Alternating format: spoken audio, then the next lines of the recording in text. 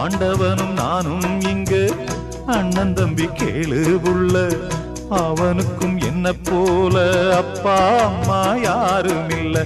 ஓடும் நதி ஒருத்தனுக்கு சொந்தம் இல்லை அம்மா. ஓடும் நதி ஒருத்தனுக்கு சொந்தம் இல்லை அம்மா. இங்கு ஓட்டை கூரை வீட்டுக்காரன் சொந்தமெல்லாம் சும்மா. இங்கு ஓட்டை கூரை வீட்டுக்காரன் சொந்தமெல்லாம் சும்மா.